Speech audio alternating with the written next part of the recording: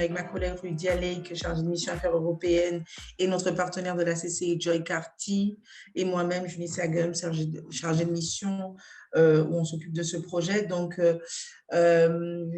comme précisé hier, notre webinaire fait partie des actions à mener dans le cadre du projet Forward, dont la COM et la CCI-CM sont partenaires, avec les 8 autres RUP.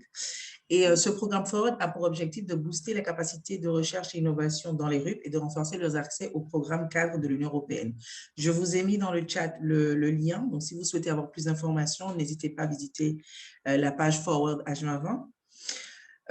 Donc, ce webinaire a pour vocation de sensibiliser les acteurs locaux et porteurs de projets potentiels du territoire, à donner des informations et des outils pertinents afin de favoriser leur participation au programme européen en recherche et innovation. Donc, hier, nous avons abordé les programmes FESI et les programmes horizontaux en général pour partager les connaissances un peu plus générales sur les financements européens. Et aujourd'hui, nous allons rentrer dans le vif du sujet. Donc là, on va rentrer vraiment dans le vif du sujet. Nous sommes ravis d'avoir, on attend toujours M. Stéphane Wells, mais nous sommes ravis d'avoir de la DG-RTD de la Commission européenne qui est censée nous présenter les programmes Horizon Europe. Donc, on l'attend. M. Wells fera sa présentation s'il arrive en anglais. Nous avons le plaisir également d'avoir Mme Ella Bouquet ainsi que Fanny Schulz du PCN du programme. Donc, merci beaucoup de votre présence. Avec des éléments vraiment beaucoup plus concrets dont vous allez en prendre connaissance. Et enfin, nous avons également le plaisir d'avoir la participation de Mme Lydia Robaina de l'Université de Las Palmas, des Grandes Canaries, ainsi que Javier, qui fait partie du gouvernement des Canaries, et qui partageons avec vous leur expertise sur la recherche des partenaires, le réseautage et la constitution du consortium. Thank you very much, Javier, for being with us, and Lydia. Donc voilà, on peut commencer, espérant que M. Wells va arriver d'ici peu. Très bien. Si vous m'entendez, on vous entend très bien. Super. Bonjour à tous. Je vais faire en fait cette présentation pour le réseau des points de contact nationaux du programme Horizon Europe. De manière globale, en fait, comme M. Vers va présenter tout à l'heure les aspects généraux du programme, c'est vrai que l'idée c'était de rentrer plus dans le vif du sujet tout de suite et de vous parler donc de la mise en œuvre du programme sous l'angle des conditions de participation en fait. Donc d'abord une présentation un peu générale pour vous expliquer qu'Horizon Europe, donc le nouveau programme cadre 2021-2027 ne sera pas une grande révolution par rapport à la programmation précédente. Il y a une continuité, une volonté de simplification de la part de la Commission européenne et notamment d'être plus transparent et plus clair avec un modèle de convention qui sera dit corporate, en fait qui sera commun à l'ensemble des services de la Commission européenne. Je vous ai mis ici un schéma avec la structuration de cette convention de subvention avec une partie maîtresse qu'on va appeler le data sheet, qui est une fiche synthétique avec des infos clés du projet. Le corpus, en fait, les options après qui s'appliquent en fonction des programmes et sous-programmes d'Horizon Europe et les différentes annexes du contrat. Ensuite, il est important de vous présenter les critères d'éligibilité pour les projets collaboratifs d'Horizon Europe. Donc, il faut savoir que dans ce programme, il faut au minimum réunir 3 entités de 3 pays membres ou associés de l'Union européenne pour former un projet collaboratif. Et il faut désormais qu'au moins ces 3 entités dans ces 3 pays soient au moins établies dans un des États membres. Il ne faut pas seulement avoir 3 pays d'États associés, par exemple. À noter aussi, dans chaque appel à proposition, il y a des conditions spécifiques qui peuvent s'appliquer. Toujours bien lire les documents qui correspondent à l'appel auquel on répond. Pour ce qui est de la collaboration maintenant avec les pays tiers, donc les pays qui ne sont ni membres ni associés du programme, on les divise en fait en 2 catégories qui sont présentées sur cette diapositive. Ceux qui ne seront pas éligibles au financement mais qui peuvent néanmoins participer, comme des pays qui sont le Brésil, la Chine, par exemple, ou les États-Unis, sauf si un accord spécifique existe ou que cela est écrit dans le programme de travail et dans l'appel auquel vous voulez répondre. Et ensuite, il y a la catégorie des pays qui sont automatiquement éligibles au financement, qualifiés par la Commission de Low and Middle Income Countries. Ceux-là auront, je parle au futur, un accord chapeau avec l'UE, puisque à ce stade, les négociations sont encore en cours.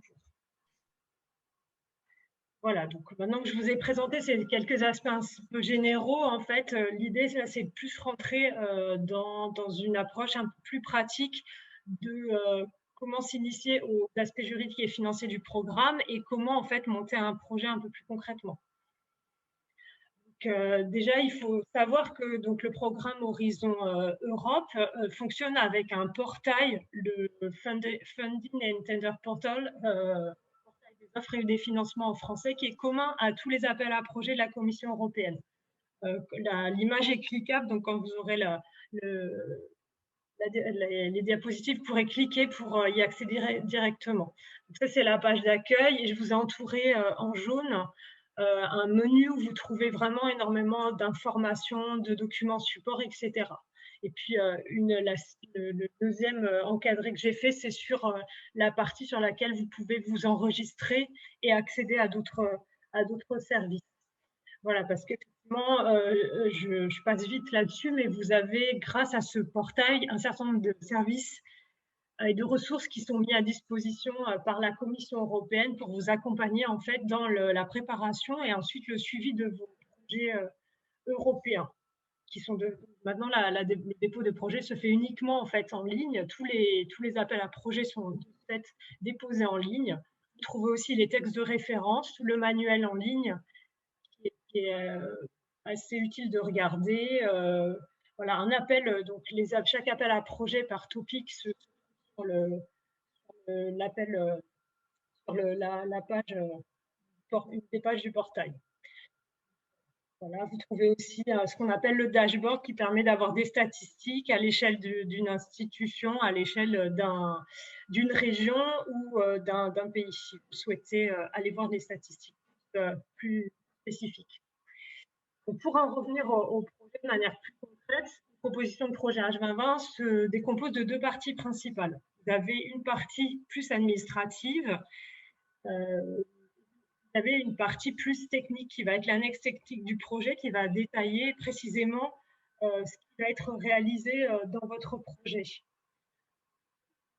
Et puis, vous avez des annexes qui s'adjoignent à tout cela. Donc, effectivement, dans Horizon Europe, on travaille en mode projet. Et déjà, il faut vous dire comment est-ce que ces projets sont financés. Donc, le taux de financement du programme est de 100%. À l'exception voilà, des entreprises dans le cadre d'un instrument. Donc, cette slide vous présente en fait les principaux types d'instruments de financement. Ce sont les différents types de projets, dit autrement, que vous pouvez retrouver. Donc, les trois premiers sont les types de projets collaboratifs, actions de recherche, actions d'innovation, actions de coordination et de support. Et donc, dans les actions d'innovation, vous avez la seule exception à ce taux de financement à 100%, qui est un taux de financement à 70% pour les entreprises, et les entreprises uniquement, dans le cadre de ces projets. Et puis, vous avez d'autres types de projets plus spécifiques en fonction des volets du programme. Donc, le mode de projet, donc un projet, voilà, c'est un ensemble finalisé d'activités et de besoins, pour répondre à des besoins avec une enveloppe budgétaire définie. Et il y a trois types d'objectifs à avoir en tête: la qualité, le temps et les coûts qui se réfèrent à ce projet, et trois niveaux de contrôle également. Vous avez, ici, je vous présente rapidement voilà, le système projet, la manière dont les choses s'articulent quand vous allez penser votre proposition de projet. Vous allez partir d'un appel à projet, réponse à des besoins, il y aura une sélection. Le projet, ce sont des ressources et des objectifs. Pour obtenir ensuite des résultats, ça c'est de plus en plus important dans ce programme Horizon Europe, des résultats que vous allez diffuser et valoriser. Voilà, après c'est un cycle qui continue. Voilà, les recettes du succès, c'est de travailler avec les chercheurs dont émanent les idées de projet, avec le personnel support qui va être le garant des règles des appels à projets et aussi des règles de l'institution. Donc, c'est vrai qu'il faut penser à l'adéquation entre les règles des propositions de projet, mais aussi des règles de l'institution qui s'appliquent habituellement dans l'entreprise ou dans l'université, par exemple, dans laquelle vous allez travailler. Donc, un point maintenant sur la terminologie, parce qu'il y a des rôles, en fait, et une organisation qui est bien définie dans un projet Horizon Europe. Donc, je vous en ai fait une liste ici des principales que vous allez retrouver, qu'il faut bien définir et connaître si vous voulez pouvoir monter un projet. Donc, il y a le coordinateur, les bénéficiaires qui sont encore appelés les partenaires, les work packages, et du coup qui ont des leaders, donc les subdivisions travaillent dans les projets, les livrables, des jalons aussi, et puis les tierces parties. Alors, je vous ai fait des slides, mais je sais qu'on a peu de temps aujourd'hui, donc je ne vais pas forcément rentrer dans le détail, mais de toute façon, vous aurez la présentation à disposition. Je l'ai déjà envoyée aux organisatrices. Donc voilà, qui vous présente tout cela. Juste un mot pour vous dire que quand on parle de coordinateur, on parle d'une institution, puisque c'est une institution qui signe le contrat de subvention. Ça, c'est important de le noter. Et il a un rôle tout à fait clé, puisqu'il fait l'interface avec la Commission européenne tout au long de la vie du projet. Les bénéficiaires, les work packages, les livrables, donc ce sont les résultats concrets des projets que vous aurez à déposer, que vous définirez dans votre plan de travail, les jalons également. Voilà pour ces différents termes importants dans une proposition Horizon Europe. Maintenant, il y a aussi quelque chose sur lequel je voulais m'arrêter un petit peu, c'est l'étape de l'évaluation des projets. Que vous montez une proposition et donc ensuite elle est évaluée. Comment ça se passe dans Horizon Europe à ce niveau-là? Donc il y a 3 critères d'abord d'évaluation principale qui sont à connaître, qui sont l'excellence, l'impact et puis la qualité et l'efficience de la mise en œuvre du projet. Donc attention, voilà, je vous ai précisé aussi, donc outre ces critères principaux, attention à des critères supplémentaires et des pondérations différentes dans les notes qui pourraient apparaître en fonction des programmes de travail dans lesquels se situe l'appel auquel vous allez répondre. L'évaluation se déroule en 1 ou 2 étapes. C'est précisé aussi quand vous allez consulter l'appel à projet. Et l'évaluation est réalisée par des pairs. C'est-à-dire que la CE convoque des comités d'experts indépendants qui sont appelés les experts évaluateurs. Autre chose à savoir, donc le temps dévolu à l'évaluation est de maintenant 5 mois maximum. La CE s'y est engagée depuis la programmation précédente. Voilà un petit schéma pour vous présenter, vous montrer autrement donc, ces différentes étapes donc, de l'évaluation, depuis l'attribution des propositions aux experts évaluateurs qui vont prendre connaissance des propositions, avoir des réunions, différentes réunions après avoir évalué ces propositions de consensus pour ensuite rendre un rapport d'évaluation qui sera remis aux proposants à l'issue du processus d'évaluation, qu'il soit retenu d'ailleurs. Voilà, donc ça peut être un élément important si vous n'avez pas réussi à remporter le projet lors d'un premier dépôt. Donc voilà, donc les experts évaluateurs, j'en ai parlé, on en comptait de 3 à 5 en fonction de la taille des projets. Et au sein de ces experts évaluateurs, la Commission européenne nomme un référent, un point de contact principal. Et vous voyez un petit schéma qui vous explique voilà, autrement comment se passe ce processus d'évaluation. Ici, je vous explique quels sont les critères principaux d'éligibilité des propositions et d'admissibilité. Donc voilà, il faut que la proposition soit complète, imprimable. De toute manière, comme je vous l'ai dit tout à l'heure rapidement, tout se passe maintenant par le portail du participant qui vous aide et vous encadre de manière à bien respecter tous ces critères, mais c'est important de les avoir en tête. Et donc l'éligibilité, c'est ce dont je vous parlais tout à l'heure, avec les 3 pays minimum si vous êtes dans un projet collaboratif, par exemple. Ensuite, et puis pour finir, un aspect plus sur le montage du budget. Il est important en fait de bien estimer ses coûts, de se poser les bonnes questions, de sorte qu'en fait, ce soit en partant des besoins que vous élaboriez le budget et pas dans un autre sens. Je pense que c'est effectivement ce qui vous permettra de couvrir le maximum de coûts et de bien répondre aux objectifs de votre projet. Donc voilà, cette diapositive-ci vous présente de manière détaillée quels sont les coûts éligibles que vous pouvez prévoir dans votre budget de projet. Dans les coûts, vous avez des coûts de personnel, vous avez des coûts de subcontracting de la sous-traitance quand les activités ne sont pas réalisées par votre institution. Vous avez après tout autre type de coûts, quand vous avez des missions, des équipements à acheter et tout autre achat de biens ou de services. Et à cela s'ajoute en fait un taux forfaitaire de coûts indirects de 25%. En plus de ces coûts directs que vous aurez pu justifier. Donc, vous voyez, donc on a ces coûts directs remboursés à 100%, ces coûts indirects à 25%. Et donc, si on arrive à déclarer tout ça au mieux, on est quelque part à un taux de 125% de financement, ce qui est assez généreux.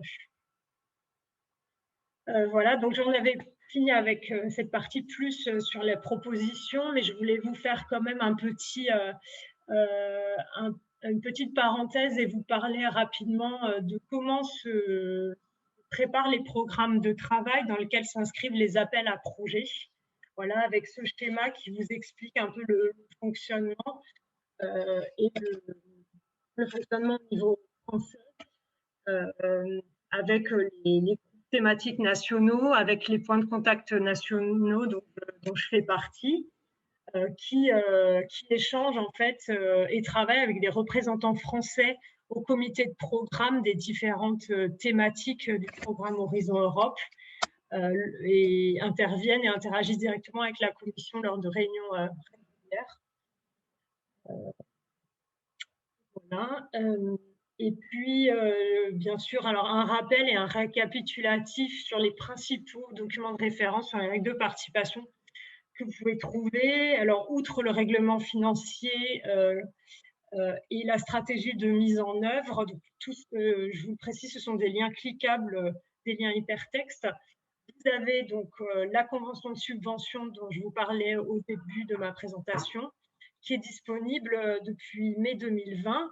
Et la convention de subvention spécifique à Horizon Europe vient tout juste d'être publiée dans une première version fin février. La retrouver en cliquant ici. Voilà. Et nous attendons encore un certain nombre de documents pour avoir l'intégralité des informations sur les règles de participation, des clauses spécifiques en fait à Horizon Europe, les annexes générales aux différents programmes de travail, et puis le MGA, donc la convention de subvention, dans sa version annotée, qui sera quelque part le guide du proposant, une bible voilà, qui nous aide, nous, spécialistes juridiques et financiers, à vous conseiller sur la mise en œuvre des projets. Et plus d'informations sont à venir à partir de la mi-avril, au moment où devrait être publié, je le mets avec des guillemets, les appels à propositions. Attendez, pardon, je repars dans le mauvais sens. Voilà. Et puis, aussi, je voulais vous faire un focus rapide sur le nouveau site Horizon Europe qui vient d'être ouvert par le ministère et qui sera tout au long du projet, en fait, le tableau de bord du ministère pour informer toute la communauté française sur ce programme Horizon Europe. Donc, n'hésitez pas à aller le consulter.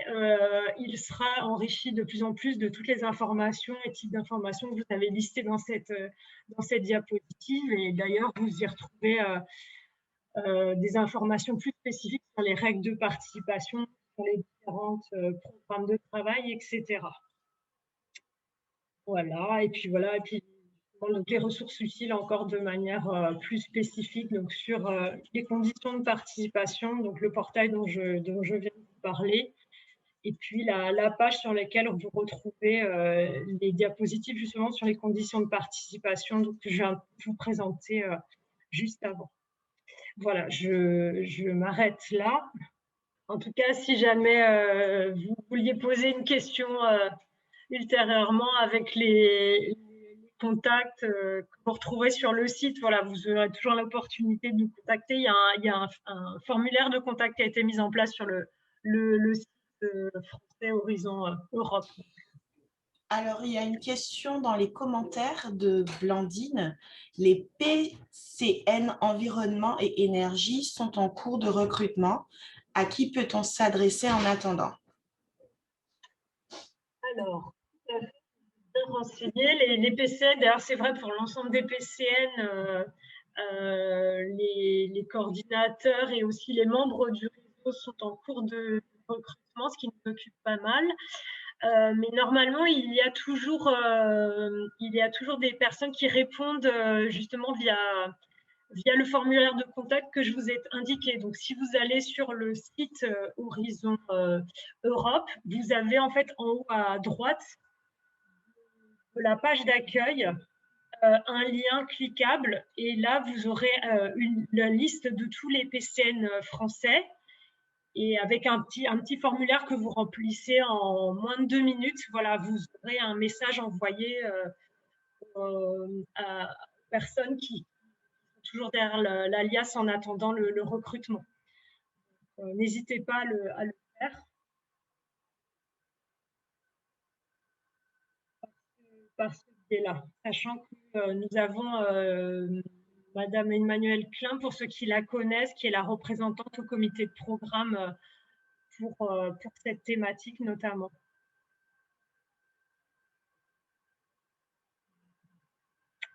Voilà, j'espère que c'est clair, mais si vous allez sur le site, vous retrouverez les informations nécessaires.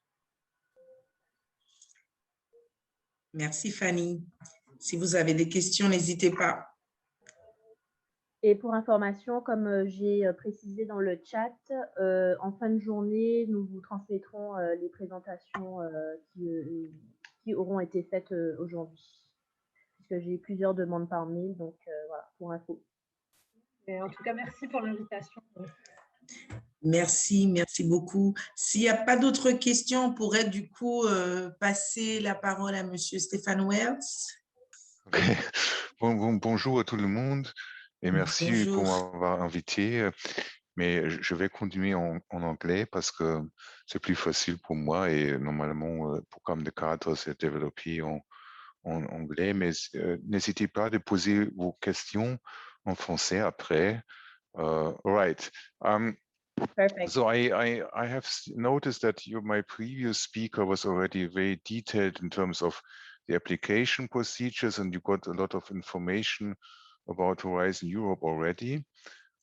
This afternoon, in a quite short time, I will walk you through the program overall architecture, and then I will draw your attention to some particular elements that I'm representing here, the widening part, because this is a very big novelty, and especially for you very interesting, because the outermost regions have become fully eligible to host the coordinator for these widening actions under Horizon Europe. First of all, I would like to let you know that unlike other framework programs, the Horizon Europe has become much more political. So the ambition of the European Commission is to use research and innovation as a driver and enabler of change. And there are the three aspects that you can see on this slide that are very important. First of all, it should contribute to accelerate the twin transition. With twin transition, we mean actually the digital transformation, but also the move towards a green and decarbonized economy, which is circumscribed by the Green Deal that President von der Leyen has mentioned in public a couple of times. Another element is the next generation EU, that research should also help to strengthen the resilience and prepare for crises. And last but not least, it's about the competitive edge of Europe, so that Europe can gain a better technology sovereignty and can catch up and keep pace in the global race for knowledge. For this purpose, a very big budget was established and confirmed just in December by the European Commission, the Council, and the Parliament. And if you see how these 95 billion approximately are distributed, you see it goes into a couple of pillars or program parts. The most important that is absorbing more than 53 billion is the global challenges and Europe in industrial competitiveness. The second biggest part goes to excellent science. I will explain to you in more details later. And the third biggest slice of the cake is devoted to innovative Europe. And there's a small slice here. 3.4 billion is about widening participation and strengthening the era. I will draw your attention especially to that because there are a lot of actions that are interesting, especially for capacity building. If you look onto that in a more in a different kind of breakdown, and we just look into the center of that, ignoring a bit the Euratom and the Defense Fund, you see that under these pillars, we have also subdivisions in particular aspects. Excellent science means actually to fund really world-class basic research that is typically bottom-up. There are no concrete political expectations, but the importance of that is underlined already by the recent situation with the COVID pandemics, because one of the scientists who developed the first vaccine was formerly funded by the European Research Council. Also, a number of Nobel Prize winners are in this very noble club of ERC awardees. And this is research that is purely selected on the grounds of excellence, and it can be submitted in proposals for individuals and their research groups.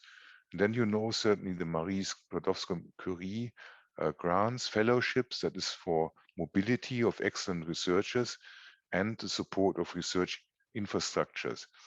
The pillar 2 is expected to respond to global challenges and European industrial competitiveness.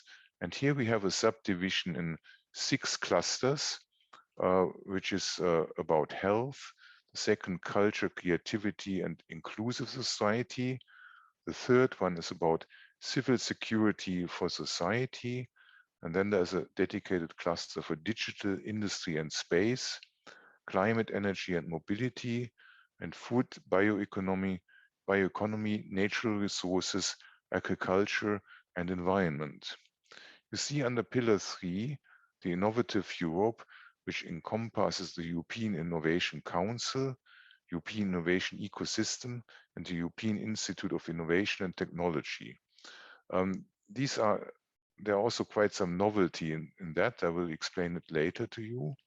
And then you see the horizontal bar that we called in the negotiation in French, the nickname was the pilier couché, but it should not be pilier caché, because it's important as an important linking element across the pillars above. I will come to that a bit later. I will just move a bit to key novelties. One of the first one that was really also a kind of revolutionary progress to fund innovation is the setup of the European Innovation Council as a one-stop shop. It's particular, it was rooted a bit in the former SME program, but has been radically reshuffled and modernized. And actually, it will also have a focus on SME. So we expect 70% of the budget to be invested in SMEs. But the way the funding schemes and the format has very much changed. So it starts with a Pathfinder scheme, which is more based on early technology and proof of concept. Then there will be a grant for the transition, which is a bit more pre-commercial. And then there will be an accelerator grant, which includes grants and investment via the EIC fund for single SMEs and startups. Here it funds the pre-commercial and startup phase and also scaling up.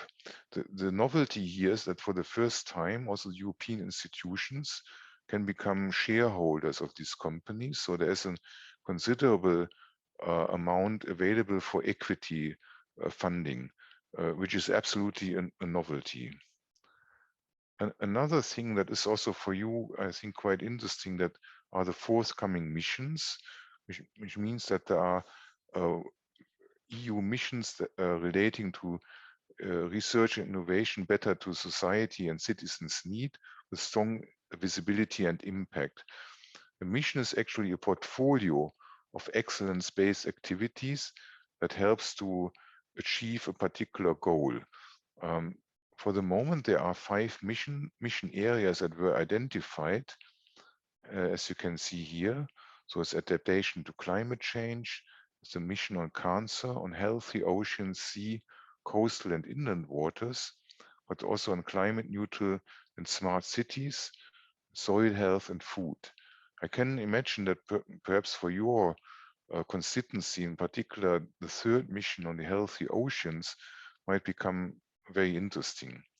Under missions, we do not understand simply the portfolio of pure research and innovation projects, but also things should materialize on the ground by involving other funds from European sources, but also from others. Okay, here's a bit more the detail. The mission boards, they have identified more concretely these topics, but you can also read it out. European partnerships, I will not go so much into the details because I think it is, for your case, not so much the key area of concern. But important is that we will continue with the international cooperation, which will tackle together global societal challenges, access to the world's best talents, expertise and resources. The Horizon Europe will still remain open to 3rd countries. Here you will find a lot of opportunities for intensified targeted actions, particularly I think in the island territories that are often very close to overseas countries and other continents other than Europe. That could be opportunity also for you to seek for. One thing is also extremely important, and this a very, let's say, dramatic novelty in the new framework program is the emphasis on open science practices. Open science, more practically speaking, mean that 2 mandatory elements will have to be considered in the projects. First of all, any publications that are created in the projects, there must be in open access mode. That means you can publish immediately after the peer review, but the scientists who publish, they will have to pay that. But the cost of this activity will be funded from the project. So you do not have to pay it from your own pocket. The second element is a data sharing. We want to have more open data policy, and all applicants will be obliged to submit a data management plan that is respecting the principle of FAIR, which means findable, accessible, interoperable, and reusable research data. In this context, we are also supporting and funding at a large scale the European Open Science Cloud. That will be a technical repository where major research data sets can be deposited and also shared with other scientists. So the assessment of the open science practices will also become an award criterion for the proposal evaluation. It should also, open science also means a better involvement of the society, for instance, citizens, but also relevance for policy. So there should be a support to open science policy actions also. Next, okay. As I mentioned already here, the excellent science, it goes a bit more into the detail. You see that the bulk of the funding will go into European Research Council funding. I will show you here again the clusters, and you can also see that there is a tentative budget distribution underlying. What you will notice is that the budget shares are not evenly distributed, and they reflect in a way this political priority of the twin transition. As you can see, that both for the digital part, digital industry and space, but also for the climate, energy and mobility part, more than 15 billion will be invested. On top of that, on the bottom, you see also the funds to the community research center. The joint research center will also receive approximately 2 billion. Innovative Europe are already mentioned. Now I'm coming to my specialty, which is the part on widening participation and strengthening the European research era.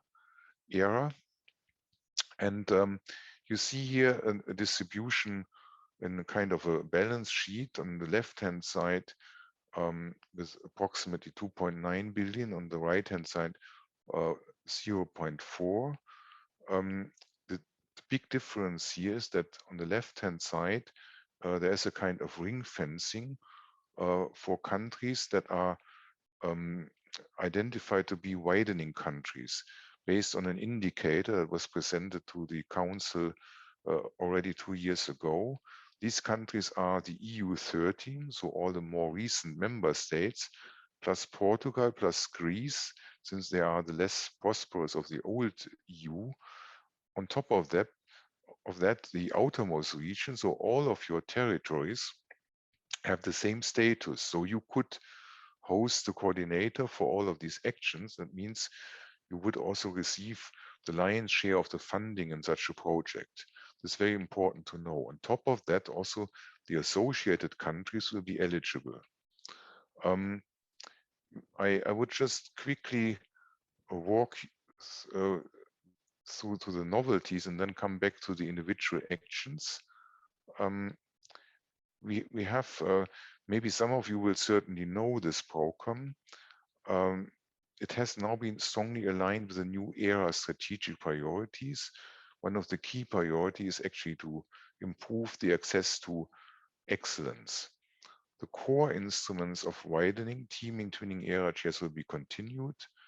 It is now also possible that research costs for coordination and support action are fully eligible for teaming, twinning, and the era chairs.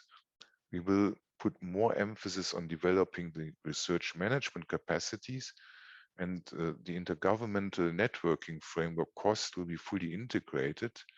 I've already mentioned the list of eligible countries.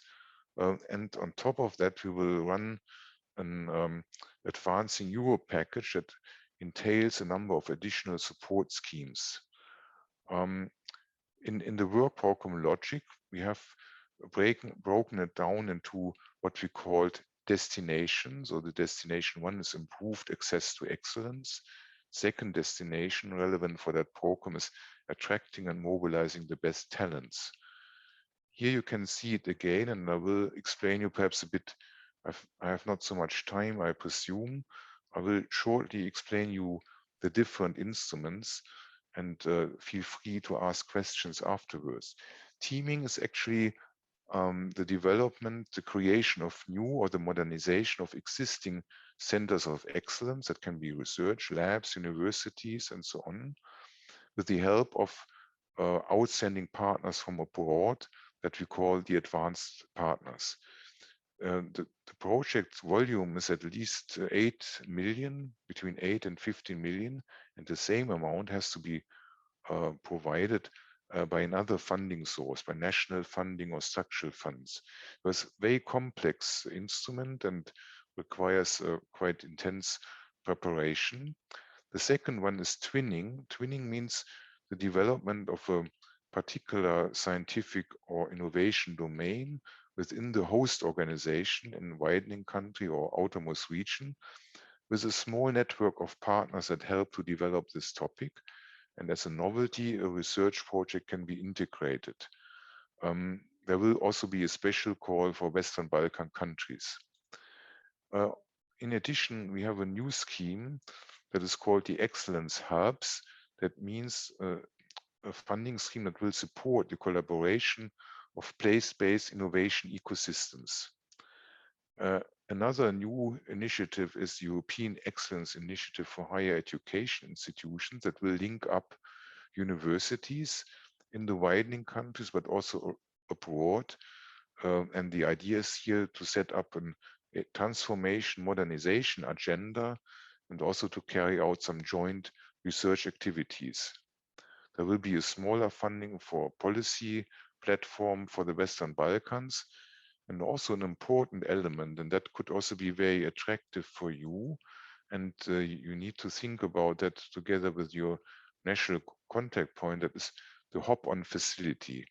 Hop-on facility will mean that you have that there are ongoing projects and already established consortia that can invite an additional partner from a widening country or from your territories to join the ongoing project. And then the widening program would fund the cost for this new partner, and the project would then be enlarged and amended. We also fund the cost framework that I mentioned already. Then we have the destination 2, that is about attracting and mobilizing the best talents. And here we will have the ERA chairs. I know that in, for instance, on Madeira and the Canary Islands, there were already a couple of such projects. And the ERA chair is actually about an individual and plus his or her team that joins a host organization in a widening country, and then establish their new research strand, new research group, and also should become a kind of game changer in the new working environment.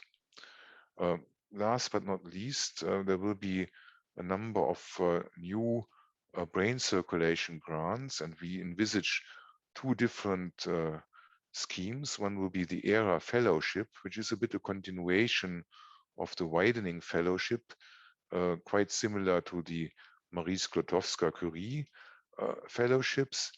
But the condition is that the candidates move to a widening country and should also show an intersectorial mobility. There should be one stay also in a, let's say, non-academic sector. The second scheme that is under development are the ERA Talents. It's also a mobility grant, but the difference here is that the scope is a bit enlarged and will also include candidates who have not a PhD, but are very, let's say, instrumental for the research system. For instance, data managers, highly qualified technicians, engineers, but also research managers.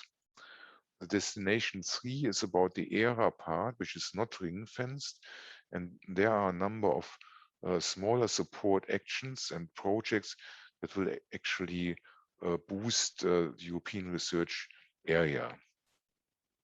Okay, here again a bit of a repetition and showing the differences between the schemes, but I think I would like to close now so you can see you have some time to ask the questions. Thank you very much. Merci. Thank you, Mr. Wears. Do you have any questions? Est-ce qu'il y a des questions?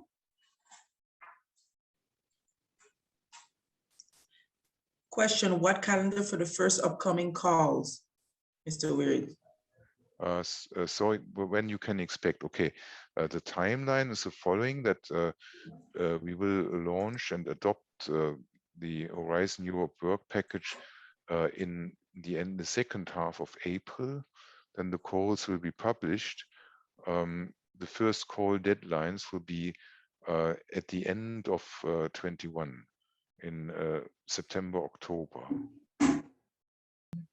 The calls will concern all of the 2 pillars. Yeah, this is correct. There are actually 3 pillars, and what I can say that the calls for the pillar 1 for the excellent science was already published, has been adopted and will be published in the next days. This is a particular case, but the 2 other pillars will follow then in April. A question. The information that you just presented, would it be available online for us to go through exactly what the criteria is for the different pillars? Yeah, I will prepare the presentation in a bit condensed manner and send it then to the colleague who has invited me, and then she can organize it that it is either sent to you by email or it is published on the website.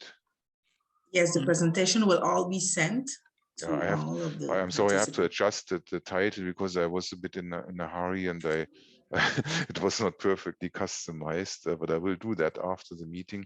And then you have the slides that I presented, or the ones that are for you most relevant, because 30 slides from the original presentation would be a bit too much, I presume. The slide where pillar 2 is concerned, where they have food and energy mobility, would that be a study that can be hosted here to have more insight and research? And what are the requirements to be able to head up such a research? You're speaking about the food cluster, right? Yeah, with the biomass and bioenergy and that kind of stuff. I have to say that I'm not an expert for this work program part, because I was actually with my team drafting this widening part. I can only give you maybe some very general information. I think your colleague was speaking before already explained to you what I like this presentation very much, was very clear how to set up a project, but you would need to look into the details of the topics, and then you identify the topics that fits to your research scope, and then you have 2 ways. Either you take the courage to become a coordinator and you are looking for partners, or you try to find a consortium that you can join. And here I would strongly advise to use your national contact point.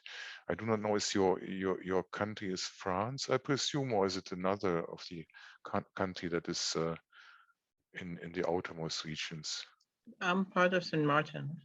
From Saint-Martin, so you would maybe you engage your French NCP, national contact point, to help you to find a suitable project and or consortium that you could join.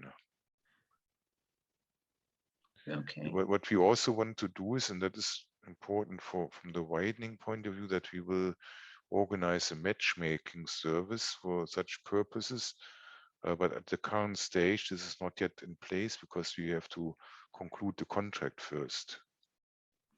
Okay, but from what I research and everything that has to do anything with renewable and bioenergy, that St. Martin doesn't have nothing that is applicable. Everything is not applicable for our region. So I was like, we would be actually creating something that does not exist as yet. Okay, it's for me difficult to judge, because I do not know the details of this work program, and I do not know the facilities that you have available in St. Martin. Okay. Well, basically, I'm starting from scratch from what I'm seeing. Yeah, but did you see already a work program draft, or do you? I've been looking, and the only place I have actually saw anything similar to what I want to do is with Veolia, but that's based in France. And anything that is similar that has partnering with Veolia here is with the EDF.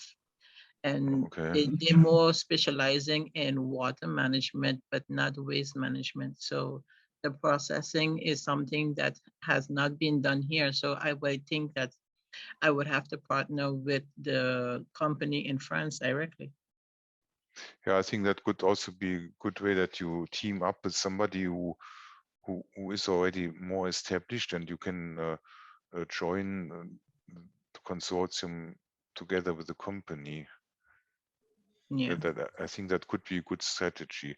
I mean, it is really we have to be honest here. If you are starting, if you have no experience with previous work in EU projects, it would be very difficult to let's say to become the initiator of the project, to become the coordinator, because it's very complex, and you also need to find the partners. That is extremely hard. So here, if you have a very good idea, a good research idea, I would rather go this way, as you mentioned. You identify one of your established partners, and you join with the partner in the trail in a potential consortium. Just not to cut you guys off, we have Javier that can probably answer this question, because that will be the next presentation about consortium and linking, getting different partners. So he has his hands up. Maybe he wants to complete your answer, Mr. Weirs. Hi, everyone. Thank you, Mr. Weirs, for your nice presentation and very clarified. One of the questions that I have is, I think that as I agree with you that the widening program is going to be very useful for all of us, for the outermost region for sure. And I'm particularly interested in the action of Hop On you mentioned. Is that joined to already funded consortia? This is going to be this is going to be applicable for the programs that were funded on ACE 2020, or only for the new ones? Only for the new ones. We will focus this on the pillar 2 of the new ones. And that could also be an opportunity for you. For instance, you can start, so we will activate the Hop On facility in 22. Because we need first to have let's say, a certain portfolio of ongoing projects available. We also have, let's say, to prepare the technical aspects of this facility and the evaluation procedure and the business procedures. The idea here is actually that if there's, let's say, a candidate to become Hop On, needs to find a coordinator who would be willing to, let's say, submit a very simplified application for the Hop On. And this will be then shortly evaluated in a simplified mode. And if it is okay, the project will be extended or enlarged, and then they go ahead. There will be no new proposal, no new project. It will be an ongoing project. And we also have to work to intensify the work with the NCPs, also to raise the awareness for this. In particular, I could imagine that in your case, because the outermost regions, they provide some particular assets geographically, where, for instance, you could offer a particular test site or a particular lab or access to some resources that would make it attractive for the consortium.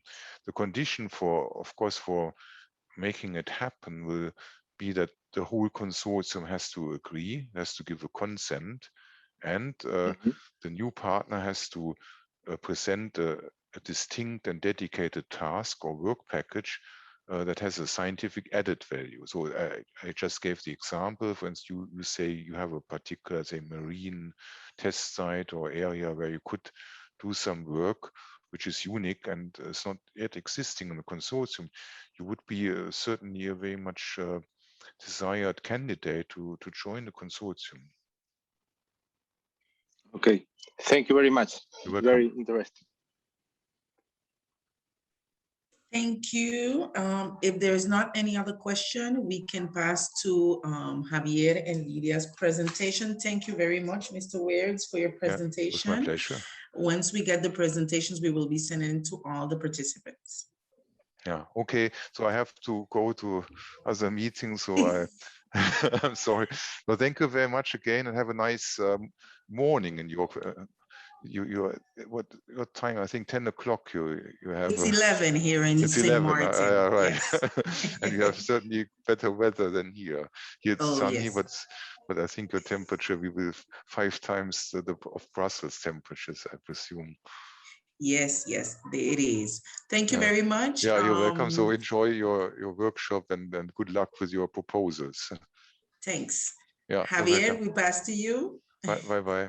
Bye. Okay. Bye. Thank you, Eunice. I'm going to share my screen.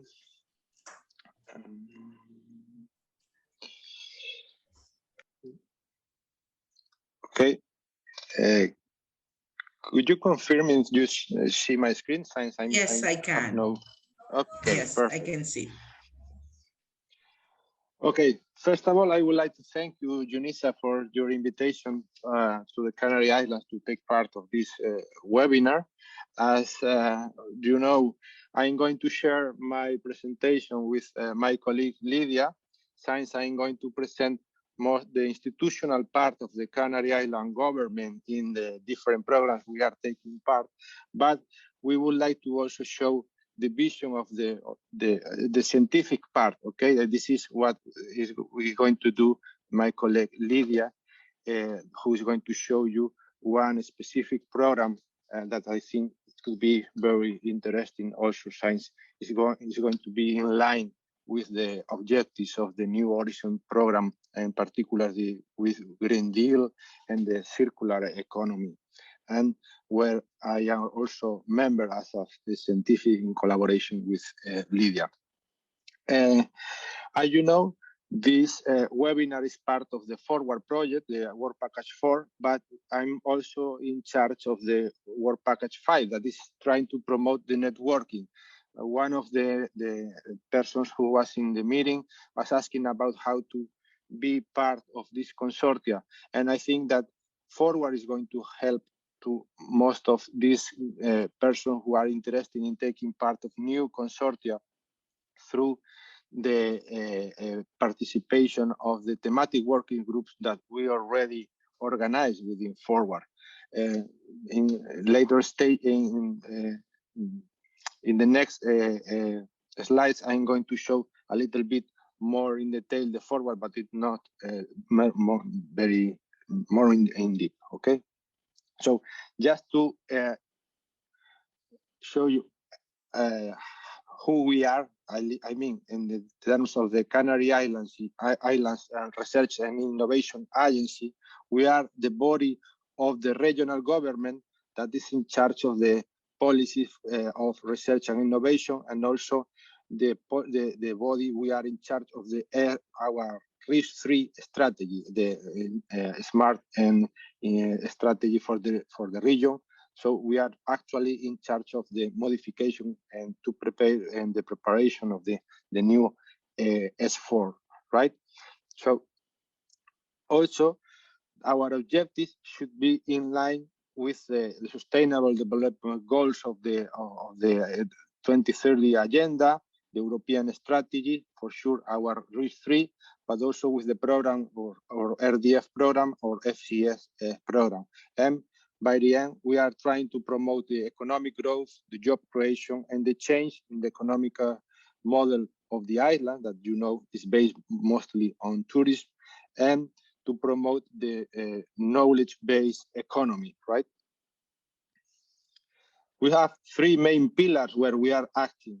The first one is trying to implement or develop the different policies for RD&I. Also, we control and we are the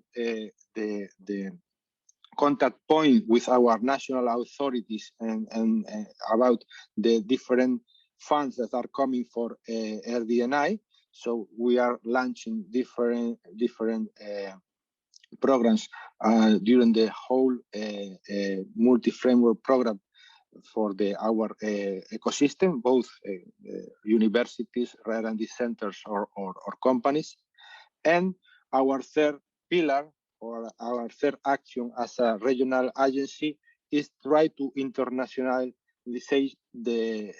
our ecosystem, our R&D ecosystems. And on this regard, we are also part of different consortia in the different framework programs. For example, we are taking part in the Interreg programs, and where we are in close collaboration with our closer area groups. Okay, that means Azores and Madeira, and even third countries in the African coast. In this regard, the agency, we are coordinators of 3 different programs, the RIS3 and the Dynamic EGOP. All of them are much more related with the cooperation or to establish networks in order to try to promote a similar RIS3 in the 3 regions. Since we are sharing the similar limitations, similar economic structure, and we understand that our RIS3 could be very close one to the others. Additionally, we are also taking part of 4 different programs as partners, where our commitment is much more based on our scientific background. And on this regard, we are working mainly in programs related with desalination, programs related to the blue biotechnology, or the program that my colleague Lydia is going to show you later on, the circular economy and the utilization of aquaponic systems. But apart from the Interreg, we are also part of different H2020 consortia. One of them is for sure the Forward. Probably most of you know about Forward, so I'm not going to be more in detail in Forward, but we have been also taking part of another A2020 program that is the Macaronite, is the research and research Macaronesia research night. That is a Marie Sklodowska-Curie action. That is also part of the A2020. And recently, we have been funded to be part of the Athena program. The Athena program is also a very interesting program, and it's going to try to implement gender equality plans in all the research institutions and the funding agencies as we are. So if probably you know that in Horizon Europe, one of the conditions that the program is going to try to set up is that all the participants need to have gender equality plans in their institution to be part of a consortia, okay?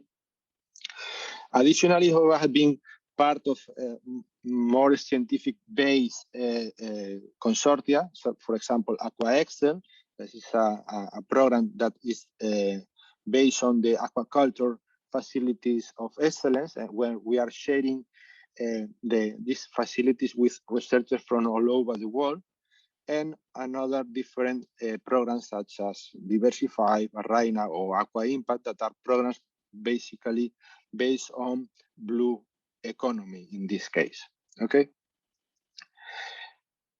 As I mentioned, I'm not going to be in detail of Forward, so please, I'm sorry, I'm going to pass very quickly the Forward consortia, but I just want to focus on this part of the project, that is the work packages. As in your first presentation, you see before the different work packages we have, if the actions that we are going to conduct.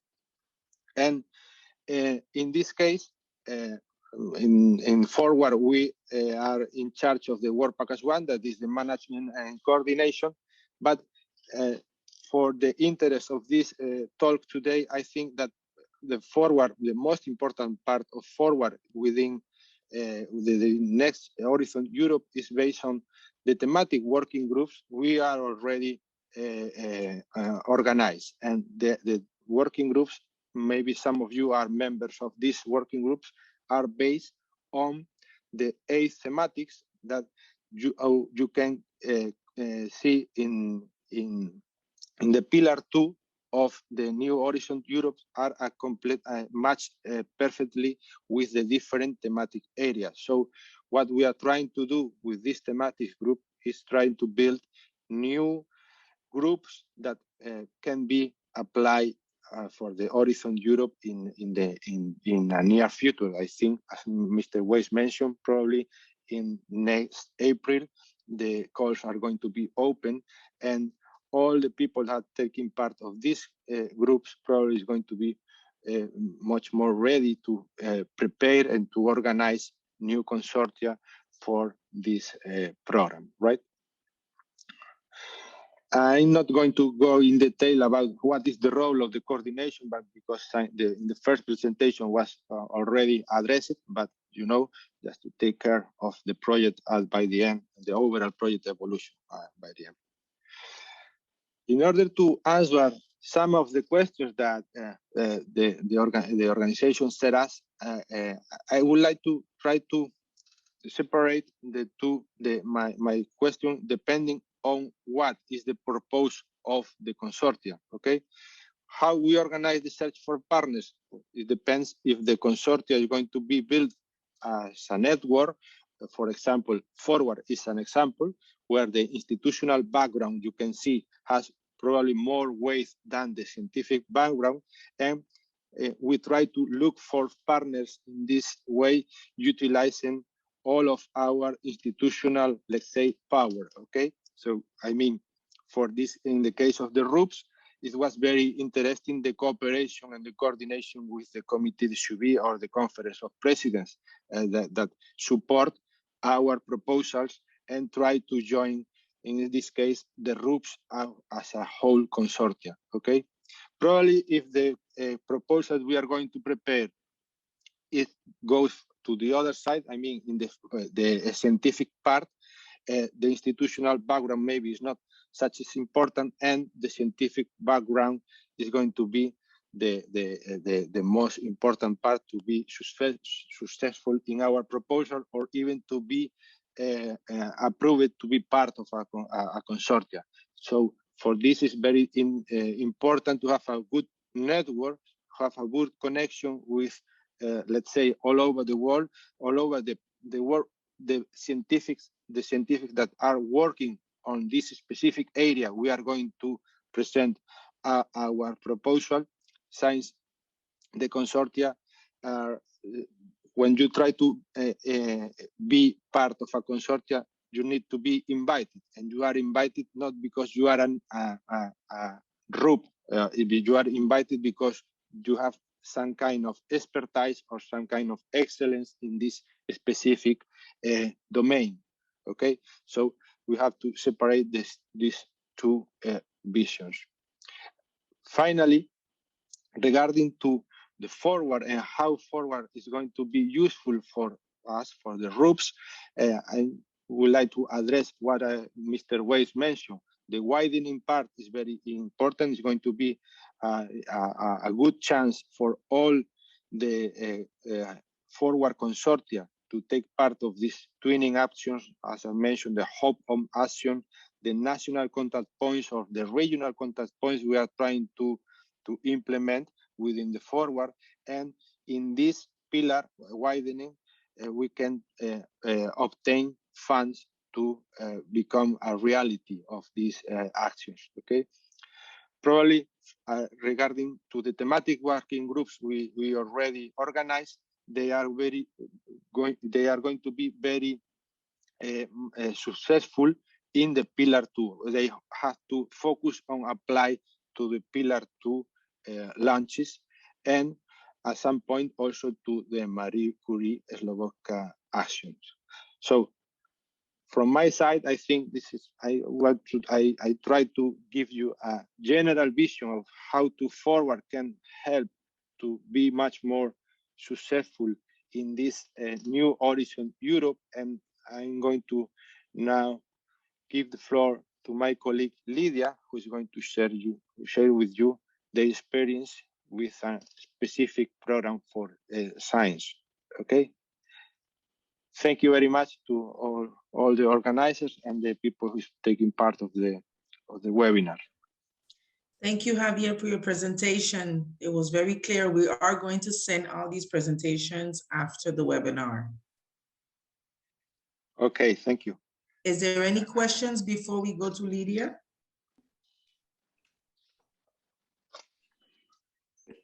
Okay, so we're going to go straight up to Lydia's presentation. Okay, I'm trying to share mine.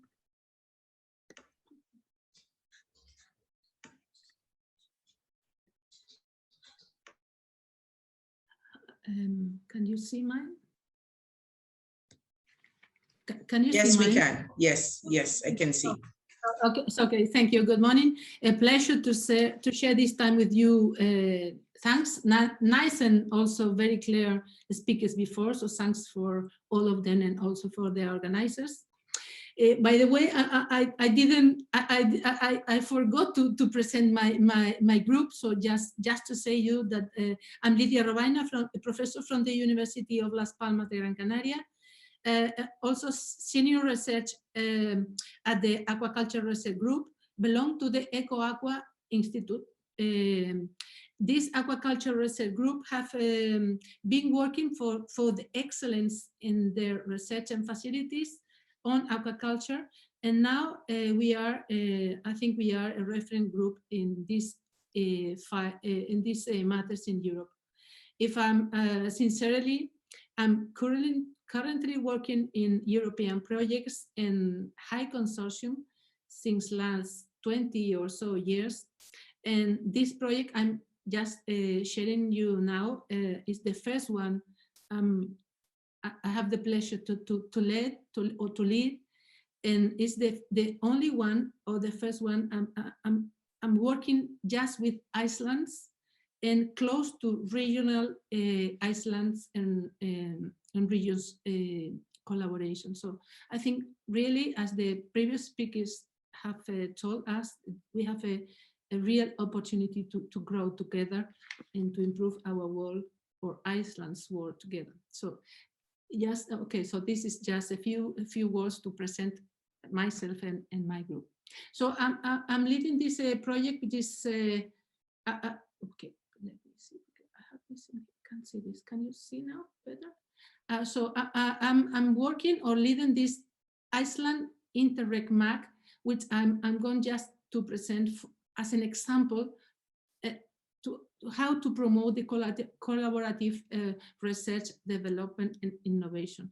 This project was found previously. We are now finishing and starting a new one.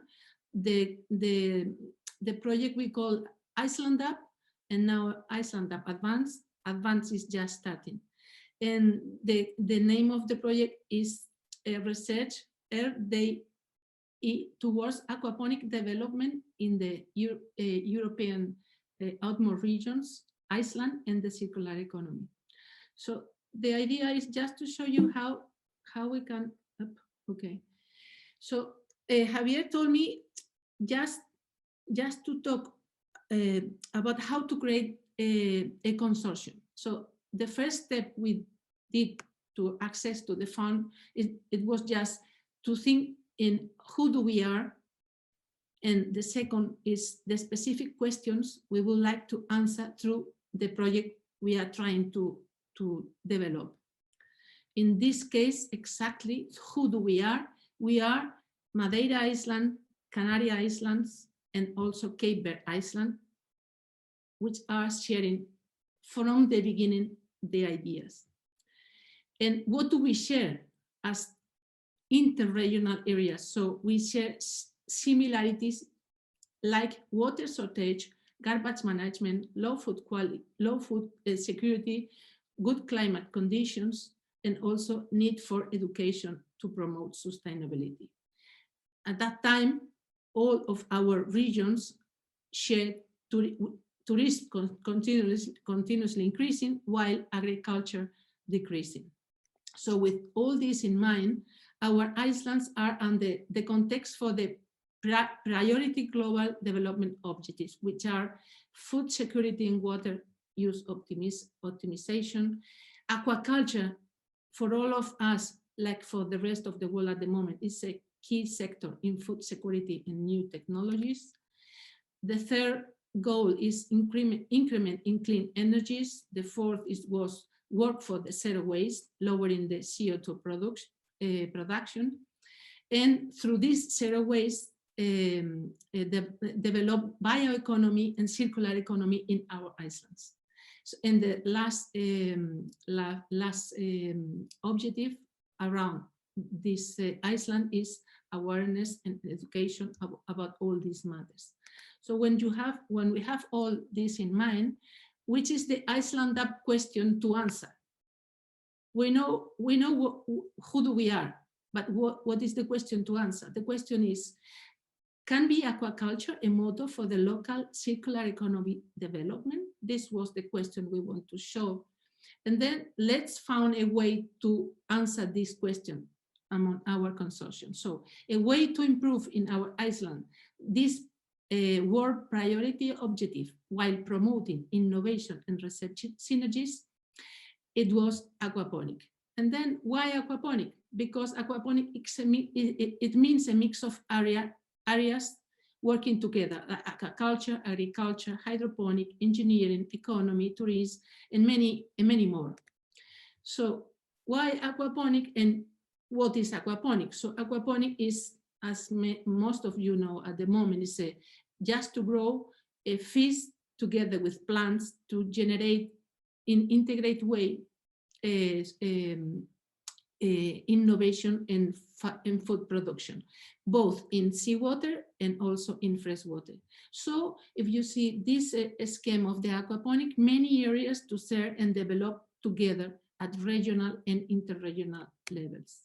So this is what we try to develop, just put aquaponic as a central objective to work together to promote the circular economy in our islands. And the main objective at the end, when we have the consortium and then the ideas and then how we can solve this answer, the main objective of this consortium is to potentiate the research RID to promote sustainable aquaponic production adequate to our region, and thus the circular economy. The second objective was to create a multidisciplinary network to promote all these ideas. And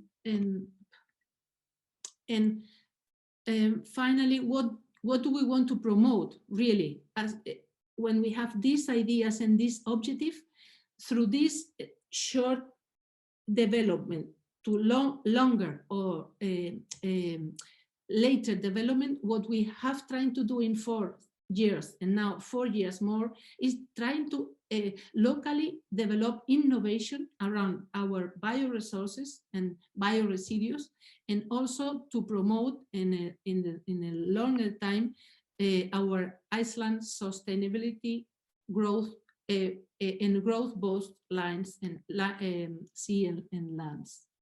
And as examples of how are we working to create this objective. So this is some of our collaborative results we have now. So we have first we have selected all together which kinds of aquaculture we want to manage, which kind of fish we want to manage. So some of the region have selected their own ones and the other the different species. So every one of us are thinking in new species, more sustainable species, like magil, for example, magil species. Second thing we are trying to do together is just selection, management, and analysis of raw materials per region. So we have listed the local organic byproduct per region. We have listed the byproduct. We have selected which byproduct we want to start working with.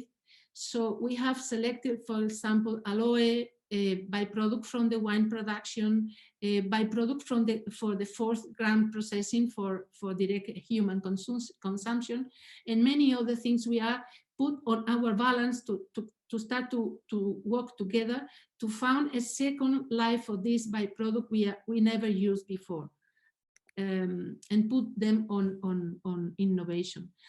Another thing we are working is selection of alophyte plants from marine side. So saliconia and many other plants we have in our regions, they support salt, and these plants that support salts, they have on itself a lot of bioactive, but there was ancient used and now forgiven. So we put this again on the balance, try to use these plants for our aquaponic system in saltwater. And of course, this is my main subject for on research, which is develop sustainable aquafeeds. So with this on our hands, we try to produce local feeds for aquaculture. So try to downscale aquaculture to our local scalable way of work, and thus be able to use our byproducts around this production in aquaponic. And also we have improving in the competitiveness of our aquaponic production through studying the characteristic of the plant we are producing, the microalgae we are producing in our system, how we can automatically control our system, and how we are developing now the alternative energy to move all things in our aquaponic system. So if you think in all this, why aquaponic? Aquaponic, as I told you before, is a way of working together many areas for one thing. So if we have one thing to work and share together different areas, we can improve our knowledge and be quick creating innovation. For this time, we are working together nowadays, logistic engineering, economy, bioeconomy, marine plants researchers, microalgae researchers, and agriculture researchers, apart from aquaculture and aquaponic in the same. So many areas working just for aquaponic development in our islands, and then promoting circular economy. One thing important around the circular economy at the time we create this consortium is that circular economy is coming to our main, but no one can explain. So we need to put exact examples to how to run circular economy, because circular economy is coming, but no one 4 years back knows how to work for circular economy or for develop circular economy. So at that time we think, okay, let's find a way to work together. So this is the way to promote the circular economy. I think it worked, and now we have to continue for 4 years more. And last slide is this work for 4 years made us to promote or give a jump one step more, which is creating a unit for aquaponic, not only aquaponic, but for exploration of aquatic foods production through innovative and sustainable production systems. So it's not only aquaponic, there are coming many new systems and innovation system for food production. So starting from aquaponic, and knowing now how to work together, how we can expect and wait for this coming a new food production system in aquatic system. And okay, just one objective: sustainable feed production through aquaponic to promote the circular economy and the sustainable use of the bioresource. And this is the last. So this is some photos of our college working together. We have a lot of young people working for us.